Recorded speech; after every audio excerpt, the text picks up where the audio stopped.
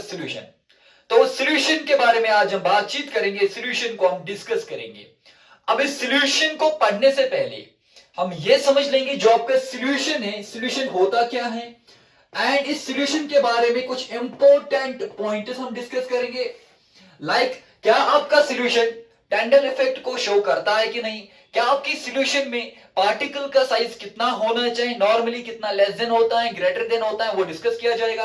क्या आपका सॉल्यूशन में सॉल्यूट और सॉल्वेंट मिलकर जो आपका सॉल्यूशन बनाता है, इसमें जनरली देखा जाएगा कौन लेस इन क्वांटिटी होता है, कौन ग्रेटर इन क्वांटिटी होता है। क्या आपका सॉल्यूशन रिएक्टिंग सबस्टेंस होता है कि नॉन रिएक्टिंग सबस्टेंस होता है, क्या आपका सॉल्यूशन पार्टिकल्स के सेटल डाउन करते हैं कि नहीं करते हैं, वो सारा कुछ डिटेल्ड इस वीडियो में हम डिस्कस करेंगे। क्या आपकी सॉल्यूशन में दो कंपोनेंट्स होंगे, तीन कंपोनेंट्स होंगे कि चार कंपोनेंट्स होंगे, दो कंपोनेंट्स होंगे, तो उस सॉल्यूशन का नाम क्या रखेंगे। अगर हम on the base of physical properties, physical के बेस पर देखेंगे, फिजिकल स्टेट के बेस पर देखेंगे, आपके सॉल्यूशन में जो 9 टाइप्स हैं उनके बारे में डिस्कस करेंगे। क्या आपका सॉल्यूशन सैचुरेटेड होता है कि अनसैचुरेटेड, अगर सैचुरेटेड है तो कैसे पता चलेगा, अनसैचुरेटेड होगा तो कैसे पता चलेगा, ये सारा कुछ इस वीडियो में हम डिस्कस करेंगे। तो इतना तो आपको पता होगा। अगर हम जनरली बात करेंगे कि व्हाट इज सॉल्यूशन, तो ये सब आपको पता होगा कि जो आपका सॉल्यूशन होता है ये आपका होमोजेनियस सब्सटेंस है। तो डेफिनेशन की बात करेंगे, जनरली हम लिखते हैं इट इज ए होमोजेनियस, या हम लिखेंगे it is defined as a homogeneous mixture. It is defined as a homogeneous mixture of two or more than two components. Homogeneous mixture of two or more than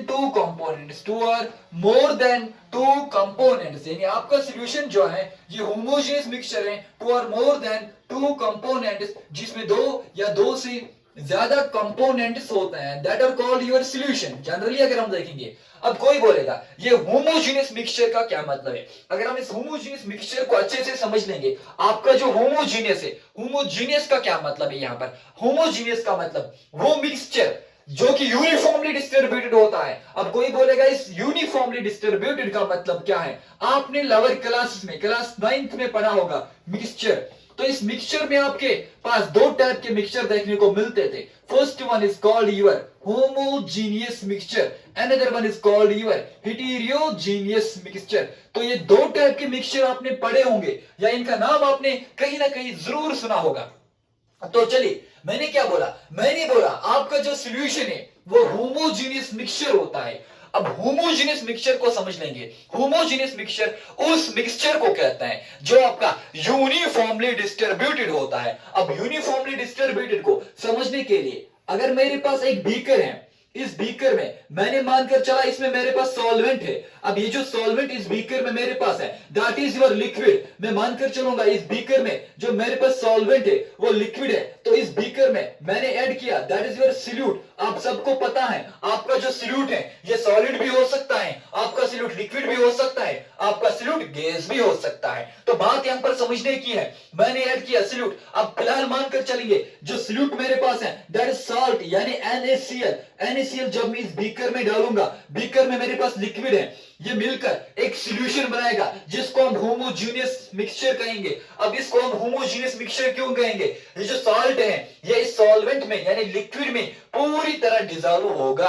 अरे simple तरीके से समझ लेंगे, अगर मेरे पास वाटर की बोतल है, इस वाटर की बोतल में अगर मैं नमक डालूंगा, उसको डिसॉल्व करूंगा, वो पूरी तरह डिसॉल्व होगा। अगर वो पूरी तरह डिसॉल्व हो जाएगा that is your homogeneous mixture. तो सेम इज केस हेटेरोजेनियस की बात करेंगे, मेरे पास एक बीकर है, इस बीकर में मेरे पास सॉल्वेंट है। अब जो सॉल्वेंट इस बार मेरे बीकर में है that is also your liquid. वो किसके फॉर्म में है मेरे बेटा, वो लिक्विड के फॉर्म में है। तो मैं इसमें ऐड करूंगा दैट इज योर सॉल्यूट। अब इस बार जो सॉल्यूट है, अब इस बार जो सॉल्यूट में इसमें ऐड करूंगा दैट इज योर ऑयल। जब मैं ऑयल इस सॉल्वेंट में ऐड करूंगा ये यहां पर भी मिक्सचर बनाएगा, but this mixture is called heterogeneous mixture, क्योंकि इसमें नॉन यूनिफॉर्मली डिस्ट्रीब्यूटेड हो जाएगा। जब आप वाटर में ऑयल डालोगे वो जनरली आपका मिक्स नहीं होता है, वो डिसॉल्व नहीं होता है, मिक्स ही नहीं हो पाता है, उसमें लेयर्स बनेंगे। आपका ऑयल ऊपर रहता है, आपका जो वाटर है वो नीचे की तरफ होता है, ऑयल ऊपर की तरफ होता है, that is your heterogeneous mixture. आप वाटर में अगर सैंड डालोगे, आपकी जो सैंड की पार्टिकल्स है वो नीचे सेटल डाउन करता है, that is your heterogeneous mixture. अब सॉल्यूशन जो है, अगर कोई बोलेगा इज सॉल्यूशन होमोजेनियस और हेटेरोजेनियस, तो आपका आंसर होना चाहिए सॉल्यूशन होमोजेनियस होता है, यानी जिसमें पार्टिकल यूनिफॉर्मली डिस्ट्रीब्यूट होते हैं। आप समझ लीजिए जिस रूम में इस वीडियो को मैं इस समय शूट कर रहा हूं, इस रूम को आप समझ लीजिए यह एक टंकी है, इस टंकी में पूरी तरफ पानी भरा है, एंड मैंने क्या किया, मैंने इस टंकी में ऐड किया साल्ट। जब मैं साल्ट ऐड करूंगा ये साल्ट सारा डिजोल्व हो चुका है। अब आप समझ लीजिए मैं अगर यहां से पानी की कंसेंट्रेशन लूंगा, इस पानी में आपको नमक देखने को मिलेगा। अगर मैं यहां की पानी लूंगा, इसमें नमक देखने को मिलेगा। अगर मैं आगे यहां का पानी लूंगा, इसमें नमक देखने को मिलेगा। यहां से वाटर लूंगा, इसमें नमक देखने को मिलेगा। इसका मतलब ये हर जगह पर फैल चुका है, that is your homogeneous mixture. अगर ये नहीं फैल चुका होगा, अगर ऊपर की तरफ आपका ऑयल एग होगा, नीचे की तरफ आपका वाटर होगा, that will be your called heterogeneous mixture. तो पहला पॉइंट हमने पढ़ा, आपका सॉल्यूशन होमोजेनियस मिक्सचर होता है। एंड पॉइंट नंबर सेकंड जो कि आपने इंपॉर्टेंट याद रखना पड़ेगा, पॉइंट नंबर फर्स्ट हमने पढ़ा, now point number second, the size of solution, the size of particles, जो सॉल्यूशन के पार्टिकल का साइज है वो कम होता है 1 नैनोमीटर से। तो हम लिखेंगे द साइज ऑफ पार्टिकल, तो सेकंड पॉइंट हम लिखेंगे the size of particle, the size of particle is less than 10 raised to power minus 9 metre, या हम बोलेंगे लेस देन 1 नैनोमीटर। पार्टिकल का साइज बहुत कम होता है। अरे यहां पर देखिए, इसमें पार्टिकल का साइज इतना कम है हम इसको देख ही नहीं पाते हैं, क्योंकि पूरी तरह डिसॉल्व होता है। सॉल्यूशन में, होमोजेनियस मिक्सचर में जो पार्टिकल का साइज है, जब पार्टिकल आपस में डिसॉल्व करते हैं वो पूरी तरह डिसॉल्व होते हैं, उनको हम फिर जनरली देख नहीं सकते हैं, दैट इज आवर सॉल्यूशन। तो हमने बोला इसमें पार्टिकल का साइज कितना होता है, less than 10 power minus 9 metre या 1 नैनोमीटर से कम। अब स्मॉल साइज ऑफ पार्टिकल की होने की वजह से तो हम लिखेंगे due to small size of particle, due to small size of particle, due to small size of particle, no scratching of light, no scratching of light। बात को समझना, no scratching of light यानी मेरे बेटा Tyndall effect, no scratching of light यानी Tyndall effect takes place, no scratching of light यानी Tyndall effect takes place। Particle का कम size होने की वजह से इसमें Tyndall effect शो नहीं होता है, क्योंकि इसमें पार्टिकल का साइज बहुत कम है। बट ये Tyndall इफेक्ट किसमें शो नहीं होगा, ट्रू सॉल्यूशन में। तो ये किसमें शो नहीं होगा, ट्रू सॉल्यूशन में। अब ट्रू सॉल्यूशन में पार्टिकल का साइज जो है वो बहुत कम होने की वजह से, less than 10 power minus 9 metre की होने की वजह से, या 1 नैनोमीटर से कम होने की वजह से आपका Tyndall इफेक्ट इसमें शो नहीं होगा। अब Tyndall इफेक्ट भी आपने लोअर क्लास में पढ़ा होगा।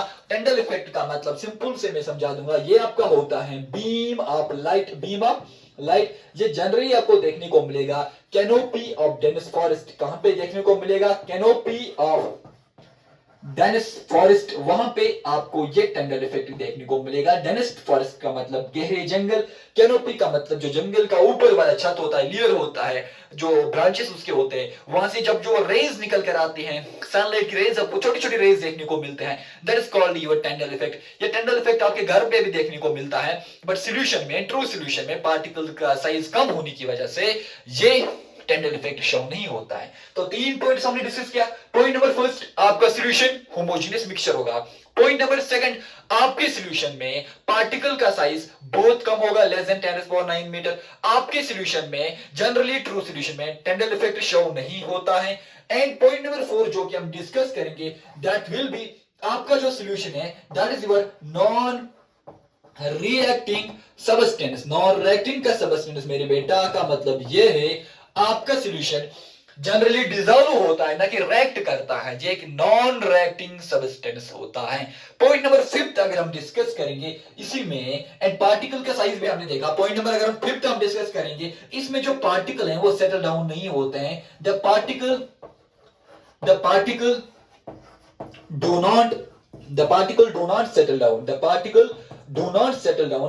जनरली अगर हम देखा जाएगा, इसमें जो पार्टिकल्स है वो सेटल डाउन नहीं होते हैं। एग्जांपल्स आपके सामने हैं, वाटर में नमक डालोगे वो डिसॉल्व होता है, फिर अगर उसी वाटर को साइड में रखोगे उसमें आपको वो पार्टिकल्स फिर से नीचे की ओर देखने को नहीं मिलेगा। ये तो सॉल्यूशन है, अगर ऐसा होगा तब हम कहेंगे ये सॉल्यूशन है। एंड सॉल्यूशन में लास्ट वाला पॉइंट आप यहां पर लिख सकते हो, वो यह है कि आपका जो सॉल्यूशन है उसमें क्या होगा कि जनरली उसको सेपरेट नहीं किया जाएगा। इसका यह मतलब नहीं कि सॉल्यूशन कभी सेपरेट ही नहीं होगा, जनरली अगर वो इजीली सेपरेट होगा तब तो वो सोल्यूशन नहीं है, क्योंकि सोल्यूशन की डेफिनेशन क्या है, इसको हम इजीली सेपरेट नहीं कर सकते हैं। यानी वाटर में पानी, आपने वाटर जो है इसमें आपने साल्ट डाला, अब ये डिजोल्व हो चुका है, अब आप इजीली वाटर और नमक, साल्ट, NaCl और वाटर अलग नहीं कर सकते हो इजीली, तो ये सोल्यूशन की डेफिनेशन है। तो पॉइंट नंबर 6 अगर आप लिखोगे, इसको हम इजीली सेपरेट नहीं कर सकते हैं, इसको हम इजीली सेपरेट नहीं कर सकते हैं। तो यहां तक तो हमने सॉल्यूशन के बारे में 6 पॉइंट्स पढ़े हैं। आई होप कि ये 6 पॉइंट्स आपने अंडरस्टैंड किए होंगे। अब आपके लिए क्वेश्चन में यहां पर बोलूंगा, आपका जो सॉल्यूट है प्लस आपका सॉल्वेंट, ये मिलकर बनाता है आपका सॉल्यूशन, इतना तो आपको पता होगा। Solute plus solvent makes your solution, आपका सॉल्यूट और आपका सॉल्वेंट आपका सॉल्यूशन बनाता है। यानी सॉल्यूशन बनाने के लिए आपका सॉल्यूट और आपका सॉल्वेंट होना चाहिए, तब जाकर आपका एक सॉल्यूशन प्रिपेयर होता है जनरल केसेस में। बट सॉल्यूट यहां पर किसको हम कहेंगे एंड सॉल्वेंट किसको हम कहेंगे? देखो इन बीकर्स की ओर देखो, जो मैंने आपको बोला था, मैंने बोला था यहां पर सॉल्यूट क्या है, साल्ट, जिसको हम डिसॉल्व करेंगे दैट इज योर सॉल्यूट। अब जिसमें हम डिसॉल्व करेंगे that is your liquid solvent. बात को समझना, सॉल्यूट किसको हम बोलते हैं? जनरली जिसको डिसॉल्व करेंगे दैट इज योर सॉल्यूट, जिसमें डिसॉल्व करेंगे दैट इज योर सॉल्वेंट। तो डेफिनेशन की बात करेंगे। अब इससे पहले ये चीज समझ लीजिए आप, मैंने क्या बोला, जिसको मैं डिसॉल्व करता हूं वो सॉल्यूट है, अब जिसमें मैं डिसॉल्व करता हूं दैट इज योर सॉल्वेंट यानी लिक्विड। अब बात को समझना, जिसको हम डिसॉल्व करते हैं सॉल्यूट, ये आपका लेस इन क्वांटिटी होता है, जिसमें हम डिसॉल्व करेंगे दैट इज योर सॉल्वेंट, ये आपका ग्रेटर इन क्वांटिटी होता है। फॉर एग्जांपल आपने पानी में नमक डाला, आप क्या करोगे, आप पानी में थोड़ा सा नमक डालोगे, या आपने नींबू पानी बनाना है, आप उसमें क्या करते हो, आप उसमें शुगर ऐड करते हो, तो आप थोड़ा सा शुगर ऐड करते हो दैट इज योर सॉल्यूट। अब पानी में जिसमें लिक्विड में ऐड करते हो that is your solvent. But her case में आपका सॉल्यूट कम नहीं होगा। दिस इज इंपॉर्टेंट थिंग, आपका सॉल्यूट कम होगा और आपका सॉल्वेंट ज्यादा होगा, ये बात तो ठीक है, बट इसमें भी कुछ एक्सेप्शन है। वो एक्सेप्शन कैसे समझने के, फिलहाल याद रखिए, हर केस में आपका सॉल्यूट कम नहीं होता है, आपका सॉल्यूट ज्यादा भी हो सकता है। इट डिपेंड्स अपॉन कि जो सॉल्यूशन आप बनाते हो उसके हिसाब से कभी कभार आपका सॉल्यूट ज्यादा हो सकता है, आपका सॉल्वेंट कम हो सकता है। बट जनरल केस में हम मानकर चलते हैं जो कम होगा दैट इज योर सॉल्यूट, जो ज्यादा होगा that is your solvent. But exceptions भी इसमें याद रखें कि ये डिपेंड करता है कि सॉल्यूशन कैसे बन रहा है, सॉल्यूशन की डिपेंड्स अपॉन कि सॉल्यूशन की प्रिपरेशन। यानी ऐसा नहीं कि ये यूनिवर्सल लॉ नहीं है, ये यूनिवर्सल केस नहीं है कि यूनिवर्सल वन यूनिवर्सल रूल में ऐसा नहीं है कि आपने यूनिवर्सल रूल है कि हर हमेशा सॉल्यूट कम होगा। इट इज नॉट पॉसिबल कि हर हमेशा आपका सॉल्यूट कम होगा, आपका सॉल्यूट ज्यादा भी हो सकता है। फिलहाल याद रखें, मैंने लिखा लेस इन क्वांटिटी, इसका मतलब नहीं कि they are always less in quantity, ये ज्यादा भी हो सकता है। सॉल्वेंट को हमने लिखे they are greater in quantity, इसमें कुछ एक्सेप्शंस भी है। फिलहाल आप इतना याद रख दीजिए, जिसको आप ऐड करोगे दैट इज योर सॉल्यूट, जिसमें ऐड करोगे दैट इज योर सॉल्वेंट। अब सॉल्यूट लेस इन क्वांटिटी होता है, आपका सॉल्वेंट ग्रेटर इन क्वांटिटी होता है। अब यहां आइए, अब डेफिनेशन, अगर आपको डिफाइन करना है व्हाट इज सॉल्यूट, अगर आपको डिफाइन करना है व्हाट इज सॉल्यूट, तो आप क्या लिखोगे, दैट कंपोनेंट ऑफ सॉल्यूशन। तो आप क्या लिखोगे, that component of solution, that component of solution which is dissolved in solvent, that component of solution which is, जिसको डिसॉल्व करेंगे, which is dissolved, that component of solution which is dissolved in, जिसको हम किसमें dissolve करेंगे, अरे solvent में dissolve करेंगे ना, सॉल्यूट को सॉल्वेंट में डिसॉल्व करते हैं जनरली। तो इसको आप ऐसे भी लिख सकते हो, they are less in quantity, they are generally भी लिख सकते हो, they are less in quantity, ये आपके कम मात्रा में होता है। ये तो बना आपका सॉल्यूट। चलिए यहां तक तो आपने समझ लिया, ये पॉइंट्स तो आपने समझ लिया। अगर आपके इनके नोट्स चाहिए तो आप हमारी व्हाट्सएप ग्रुप को ज्वाइन कर सकते हो, आपको वहां पे पूरी केमिस्ट्री, चाहे 11th हो चाहे 12th हो चाहे इंट्रेंस हो, आपको नोट्स वहां पर हम प्रोवाइड करेंगे डिटेल्ड अच्छे से। तो सॉल्यूट के बारे में हमने लिखा। अब अगर मैं बोलूंगा व्हाट इज सॉल्वेंट, आप क्या बोलोगे, that component in which other compounds are dissolved, यानी दैट कंपोनेंट ऑफ सॉल्यूशन। चलिए सॉल्वेंट को डिफाइन कैसे करोगे, जनरल केस में सॉल्वेंट को डिफाइन कैसे करोगे, दैट कंपोनेंट, चलिए इसको रब कर दीजिए आप यहां से, that component of solution in which other components are dissolved, in which other, जिसमें आप कोई और कंपोनेंट, अदर कंपोनेंट का मतलब solute, in which other component, in which other component are dissolved, in which other component are dissolved. यहां तक तो अच्छे से आपने बात को समझ लिया होगा। यही तो आपका ग्रेटर क्वांटिटी में होगा, ग्रेटर क्वांटिटी में होगा। तो यहां तक तो हमने कुछ नहीं पढ़ा, यहां तक तो हमने ये पढ़ा कि आपका सोल्यूशन होमोजीनियस होता है, आपके सोल्यूशन में पार्टिकल का साइज कम होता है, लेस देन 10⁻⁹ मीटर, 1 नैनोमीटर से कम। आपका solution true solution tunnel effect को शो नहीं करता है, आपका सोल्यूशन सेटल डाउन नहीं होता है, आपका सोल्यूशन जो है वो नॉन रिएक्टिंग सब्सटेंस होता है, आपका सोल्यूशन सॉल्यूट प्लस सॉल्वेंट्स मिलकर आपका एक सोल्यूशन प्रिपेयर करता है। अब सॉल्यूट किसको बोलेंगे?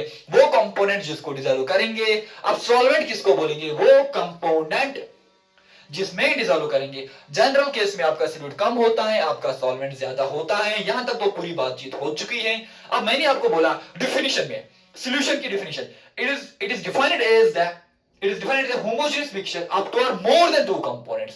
यानी इसमें आपके 2 कंपोनेंट्स भी हो सकते हैं, 2 से ज्यादा कंपोनेंट्स भी हो सकते हैं। अब बात को समझना, अगर 2 कंपोनेंट्स होंगे that are called binary solution. तो बाइनरी सॉल्यूशन कोई बोलेगा क्या होता है बोलना जिसमें 2 कंपोनेंट्स होते हैं, यानी सॉल्यूशन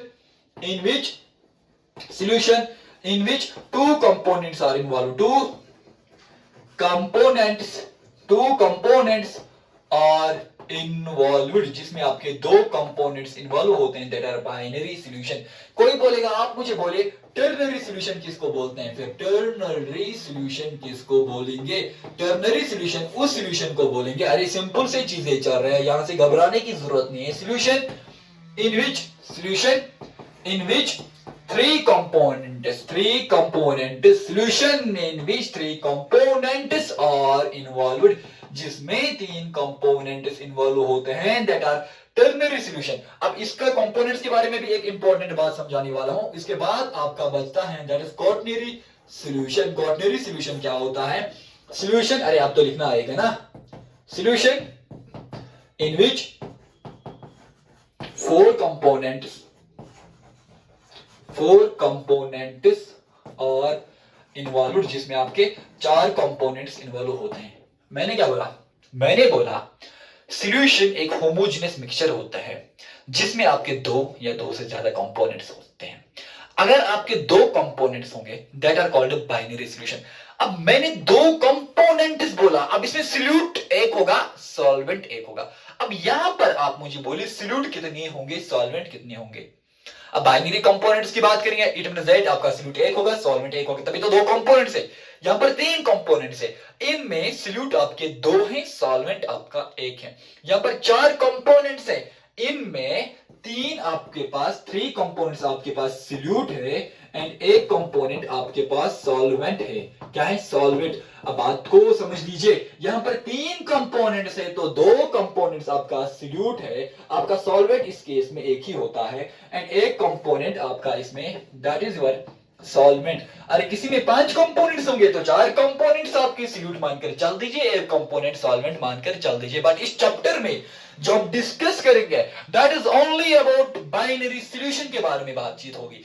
टर्नरी क्वाटर्नरी के बारे में हम बात ही नहीं करेंगे, हम सिर्फ बाइनरी के बारे में बात करेंगे। 2 कंपोनेंट्स होंगे that are known as binary solution, 3 components होंगे that are called as ternary solution, 4 components होंगे that are called as quaternary solution। तो यहां तक तो सॉल्यूशन की जनरल इंफॉर्मेशन आपको मिल रही है। अब इंपॉर्टेंट थिंग इज दैट कि आपके जो सॉल्यूशन है फिजिकल स्टेट के बेस पर, इसमें हम 9 टाइप्स पढ़ते हैं, जिन्हें सॉल्यूट प्लस सॉल्वेंट होता है, या हम ऐसे लिखेंगे सॉलिड प्लस सॉलिड होता है, सॉलिड प्लस लिक्विड होता है, सॉलिड प्लस गैस होता है।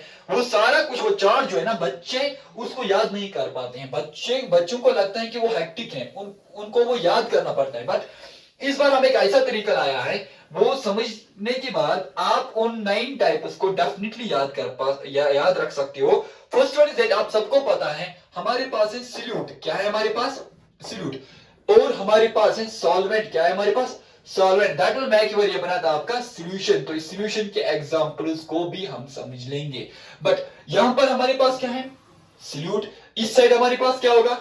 सॉल्वेंट। अब इस साइड क्या बना लेगा? सॉल्यूशन। अब इनके एग्जांपल्स ये पर हम लिखेंगे, सॉल्यूशन की एग्जांपल्स मानकर चल दीजिए। इससे पहले आप सबको पता है, मैंने आपको बोला ये मेरे पास एक बीकर है। अब इस बीकर में आपके पास सॉल्वेंट होगा कि नहीं? जिस सॉल्वेंट जो मेरे पास है, इस बार सॉल्वेंट मेरे पास क्या है? लिक्विड है। क्या होगा? लिक्विड। अब जो मैं इसमें ऐड करूंगा दैट इज योर सॉल्यूट। ये जो सल्यूट है, मैंने आपको बोला आपका सल्यूट सॉलिड भी होता है, बात को समझना, नहीं पता तो याद रखना, आपका जो सल्यूट है, क्या है, सल्यूट है, ये आपका सल्यूट सॉलिड भी हो सकता है, आपका सल्यूट लिक्विड भी हो सकता है, आपका सल्यूट गैस भी हो सकता है। तो रही बात सॉल्वेंट की, आपका सॉल्वेंट सॉलिड भी हो सकता है, आपका सॉल्वेंट लिक्विड भी हो सकता है, आपका सॉल्वेंट गैस भी हो सकता है। तो इसका मतलब इस बार मैंने सॉल्वेंट को क्या लिया, लिक्विड, तो मैं सॉल्वेंट को सॉलिड भी मान सकता हूं ना, मैं सॉल्वेंट को गैस भी मान सकता हूं, अब वो भी हम पढ़ेंगे। अब सॉल्यूट मेरे पास सॉलिड है, अब सॉल्यूट जो मेरे पास है ये सॉलिड भी हो सकता है, लिक्विड भी हो सकता है, गैस भी हो सकता है। चलिए ये जो मेरे पास सॉल्यूट है ये हो सकता है सॉलिड, ये हो सकता है आपका लिक्विड, ये हो सकता है आपका गैस। इसका मतलब आपका सॉल्यूट क्या क्या हो सकता है, आपका सॉल्यूट हो सकता है सॉलिड, आपका सॉल्यूट हो सकता है लिक्विड, आपका सॉल्यूट हो सकता है गैस। हमें क्या पढ़ना है, आपके सॉल्यूशन के 9 टाइप्स, वो तो यहां से पता चलेगा ना कितने टाइप्स, 9 टाइप्स, आपके सॉल्यूशन के 9 टाइप्स, सॉलिड भी हो सकता है, लिक्विड भी हो सकता है, गैस भी हो सकता है। अब बात को समझना, अगर आपका सॉल्यूट सॉलिड है, सॉलिड क्या है, लिक्विड, इसका मतलब इस सॉलिड को मैं इस लिक्विड में डालूंगा, सॉल्वेंट में डालूंगा, सॉल्यूशन क्या बनेगा, सॉलिड प्लस लिक्विड। इसका मतलब अगर सॉल्यूट सॉलिड है, सॉल्वेंट क्या होगा आपका, अरे बात को समझना, इंपॉर्टेंट चीज डिस्कस चल रही है, that will be your liquid. अब दूसरा मेरे पास क्या है, लिक्विड, इस लिक्विड क्या है मेरे पास, सॉल्यूट, इसको मैंने किस में डाला, सॉल्वेंट में, दैट इज अ लिक्विड। अब लिक्विड प्लस लिक्विड, अब अगर ये आपके लिक्विड है ये भी बन जाएगा आपका लिक्विड। अरे देखो किस तरीके से हम चार्ट को याद रखेंगे, जब मेरे पास है गैस, अगर सॉल्यूट गैस है, ऐड किस में, मैं डिसॉल्व किस में मैं कर रहा हूं, सॉल्वेंट में, दैट इज अ लिक्विड। इसका मतलब गैस प्लस लिक्विड, अगर ये गैस है ये भी बन जाएगा आपका liquid. Is this clear to you. अब दूसरा केस हम मानकर चलेंगे, अब इस केस में मैंने सॉल्वेंट को क्या मानकर चला, लिक्विड, अरे इसी केस में हम सॉल्वेंट को मानकर चलेंगे गैस। क्यों, मैंने बोला आपका सॉल्यूट, आपका सॉल्वेंट सॉलिड भी हो सकता है, लिक्विड, हमने लिक्विड मानकर चला, अब हम गैस मानकर चलेंगे। चलिए अब फिर से सॉल्यूट मैंने ऐड किया किसमें, सॉल्वेंट में, बट इस बार जो सॉल्वेंट है that will be your gas. तो आपके सॉल्यूट में कितने टाइप्स हैं, फिर से आपका सॉल्यूट फिर से सॉलिड भी हो सकता है, लिक्विड भी हो सकता है, गैस भी हो सकता है। इस बार देखो ये जो सॉलिड है ये किसमें मैं ऐड कर रहा हूं, सॉल्वेंट में, बट सॉल्वेंट क्या है, लिक्विड। इसका मतलब अगर सॉल्यूट आपके पास सॉलिड है, इस बार सॉल्वेंट जो आपके पास है that will be your gas, है कि नहीं, सॉल्वेंट तो आपके पास गैस है। अब सॉल्यूट आपके पास क्या है, लिक्विड, इसको मैं ऐड कर रहा हूं सॉल्वेंट में, सॉल्वेंट क्या है आपके पास, गैस। अगर सॉल्यूट आपके पास लिक्विड है, इस बार सॉल्वेंट क्या है आपके पास, गैस। अब देखो ये है मेरे पास गैस, सॉल्यूट क्या है, गैस, इस गैस को मैं ऐड करता हूं सॉल्वेंट में, सॉल्वेंट क्या है, गैस। इसका मतलब सॉल्यूट अगर आपके पास गैस है, सॉल्वेंट भी आपके पास क्या है, गैस। अरे इजी वे है इस टेबल को लर्न करना। चलिए दो चीजें हमने लिया, हमने सॉल्वेंट को लिक्विड भी मानकर चला, गैस भी मानकर चला, आपके बचा सॉल्यूट, सॉलिड। तो चलिए इस सॉल्वेंट को हम मानकर चलेंगे दिस इज योर सॉलिड। अब देखिए इधर ऐड क्या करेंगे, सॉल्यूट, सॉल्यूट आपका सॉलिड भी होता है, लिक्विड भी होता है, गैस भी होता है। चलिए हम सॉलिड को ऐड करेंगे किसमें, यानी सॉल्यूट को ऐड करेंगे सॉल्वेंट में। अब सॉल्यूट क्या है, सॉलिड, सॉल्वेंट क्या है, सॉलिड। इसका मतलब आपका सॉल्यूट में 3 टाइप्स हैं, फिर भी सॉलिड, लिक्विड और क्या हो सकता है, that will be your gas. अरे अगर सॉलिड इस समय सॉल्यूट है तो सॉल्वेंट क्या है, this is also your solid. चलिए अगर आप लिक्विड को ऐड करेंगे किसमें, सॉल्वेंट में, तो सॉल्वेंट क्या है, फिर भी सॉलिड। लिक्विड को ऐड करेंगे सॉल्वेंट में, दैट इज योर सॉलिड। अब गैस को ऐड करेंगे सॉल्वेंट में, that is also your solid. इसका मतलब मैंने आपको बोला आपके जो सॉल्यूशन है, मैंने बोला आपका जो सॉल्यूशन है इसको हम 9 टाइप से लिख सकते हैं। जरा काउंट कर दीजिए, this will be first, this will be second, this will be third, this will be fourth, fifth, sixth, seventh, eighth, ninth. तो ये आपके सॉल्यूशन के 9 टाइप्स बने, सॉल्यूट और सॉल्वेंट्स। अब मिलाकर तो लिख दीजिए, आएगा ना अब solid plus liquid, solid plus liquid आपका बनाएगा सॉल्यूशन। अब कौन सा सॉलिड प्लस लिक्विड कौन सा सॉल्यूशन बनेगा, अरे अब तो एग्जांपल लिख सकते हो NaCl इन वाटर। ये NaCl आपके पास क्या है, दिस योर सॉलिड, लिक्विड क्या है, वाटर। चलिए अब लिक्विड प्लस लिक्विड दोनों लिक्विड है, अरे लिख सकते हो ना, that is your alcohol, alcohol in water, दोनों तो लिक्विड है, लिक्विड प्लस लिक्विड। अरे गैस प्लस लिक्विड की एग्जांपल बोल दीजिए, गैस प्लस लिक्विड की एग्जांपल बोल दीजिए, यानी जिसमें सॉल्यूट गैस होगा, जिसमें सॉल्वेंट लिक्विड होगा। अरे बोल दीजिए gas plus gas, gas plus liquid की एग्जांपल सिंपल से आप लिख सकते हो, ऑक्सीजन, ये तो गैस है, इन किसमें, वाटर में, वाटर तो लिक्विड है। चलिए अब सॉलिड प्लस गैस की एग्जांपल बोलिए, सॉलिड प्लस गैस, अरे सिंपल से लिख सकते हैं सॉलिड, इसमें हम लिख सकते हैं कैंप्लोर इन किसमें लिखना है gas, that means air. Simple से एग्जांपल से एनसीईआरटी, इनका मतलब भी मैं समझा दूंगा, कोई दिक्कत नहीं है। लिक्विड प्लस गैस, अब लिक्विड प्लस गैस के एग्जांपल बोल दीजिए, ये तो बेस्ट एग्जांपल है। ह्यूमिडिटी, ये तो लिक्विड है, किस में होता है गैस में, किस गैस में, एयर में। तो ह्यूमिडिटी होता है, वाटर वेपर होते हैं, तो इसका मतलब एयर में लिक्विड भी होता है। गैस प्लस के जनरली गैस प्लस गैस के एग्जांपल्स हम लिख सकते हैं, दैट इज योर एयर। क्यों, एयर में ऑक्सीजन भी होता है, this is gas plus air में नाइट्रोजन भी होता है। अरे समझ आ रहा है ना मेरी बात, मैं क्या कर रहा हूं, ये तो सिंपल सी चीजें। सॉलिड प्लस सॉलिड, इसमें बेस्ट एग्जांपल्स है, that will be your alloys, जो कि आपने लोअर क्लास में पढ़ा होगा। एलॉयज में एग्जांपल्स आता है आपका ब्रास, क्या आता है ब्रास, ब्रास की बात करेंगे, ये बना होता है आपकी कॉपर प्लस जिंक से, जो कि आपने 9th में पढ़ा। Alloys is a mixture of metals, mixture of two or more metals, जिसमें आपके पास ब्रास कॉपर प्लस जिंक है। अब इसके बाद लिक्विड प्लस सॉलिड, इसके एग्जांपल, यानी सॉल्यूट आपके पास लिक्विड होना चाहिए, सॉलिड आपके पास सॉलिड होना चाहिए। ऐसी कौन से एग्जांपल्स है, मेरे ख्याल से ये तो बेस्ट एग्जांपल्स रहेगा। हाइड्रेटेड साल्ट, इसमें एमलगम ऑफ मर्करी वर्करी, वो भी दिया था आपकी बुक में, CuSO4.5 टाइम्स H2O। बहुत सारी और भी एग्जांपल्स हैं जिनको आप याद रख सकते हो। मेरे ख्याल से ये टेबल याद रखोगे ना तो दिस इज बेस्ट। अब लास्ट बचा आपके पास gas plus solid, gas plus solid, that means hydrogen in palladium. बस यहां तक तो आपने कल कंप्लीट किया है।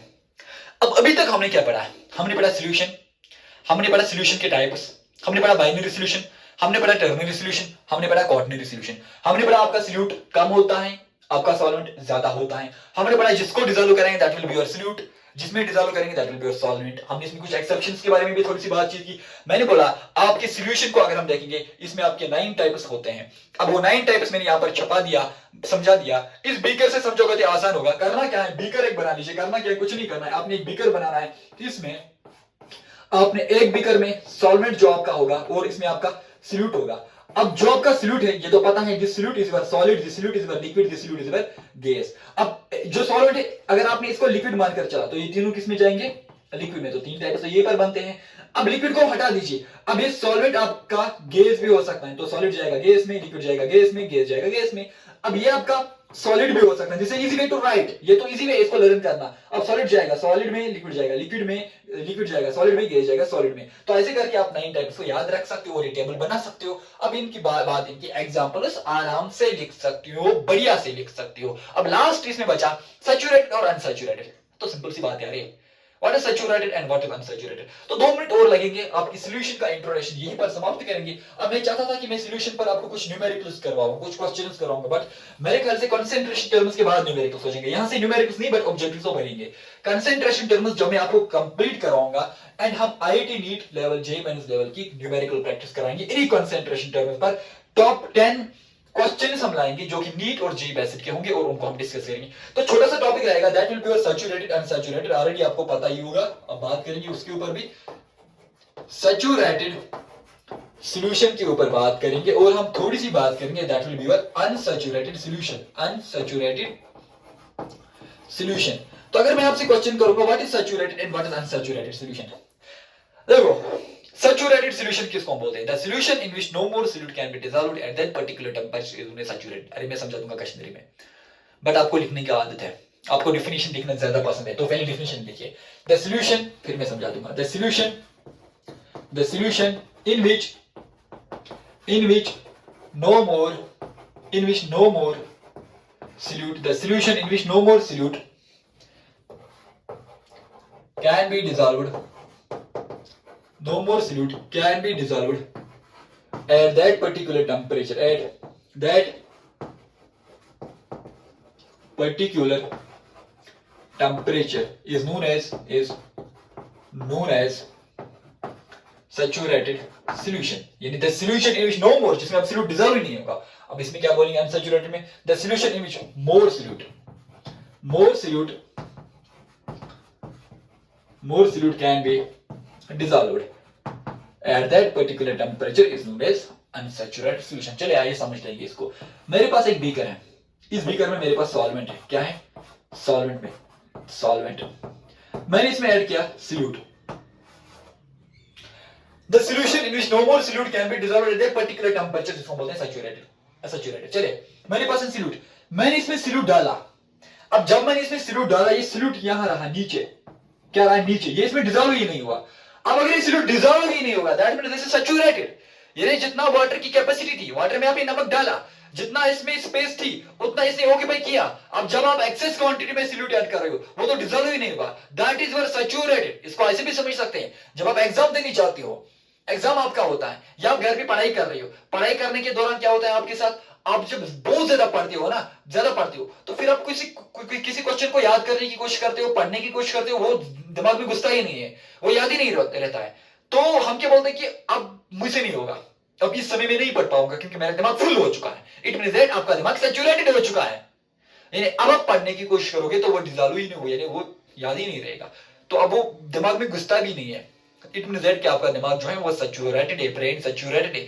सेम ऐसे कैसे है, आप फ्लूइड डालते हो वो आप डिजॉल्व ही नहीं हुआ, जितना इसमें कैपेसिटी थी उतना डिजॉल्व हुआ। अब अनसैचुरेटेड क्या है, मोर सॉल्यूट, अभी भी सॉल्यूट डिजॉल्व हो सकता है।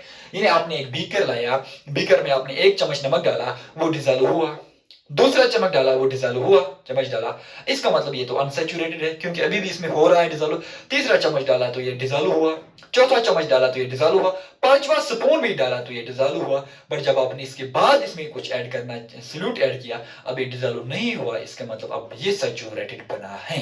तो ये था इंट्रोडक्शन किसके ऊपर, सॉल्यूशन के ऊपर। एक सॉल्यूशन के ऊपर हमने एक अच्छी खासी ठीक ठाक फॉर क्लास 12th लेवल की इंट्रोडक्शन पढ़ी है। सॉल्यूशन क्या है आज से बाद इतना याद नहीं रखने की, homogeneous mixture of more than 2 components, जितना पढ़ा दिया इसको प्रैक्टिस कर दीजिए। एक छोटा सा वीडियो था जिसमें हमने सॉल्यूशन की इंट्रोडक्शन के बारे में बातचीत हमने की, एंड इंशाल्लाह जो अगली वीडियो हम बनाएंगे that will be your concentration terms के ऊपर इंशाल्लाह डिटेल्ड बेस्ट तरीके से वीडियोस होंगे। आपकी chemistry for class 11th 12th अच्छे से पढ़ा दिया जाएगा। तो इस वीडियो को हम यहीं पर समाप्त करेंगे, दीजिए इजाजत, अल्लाह।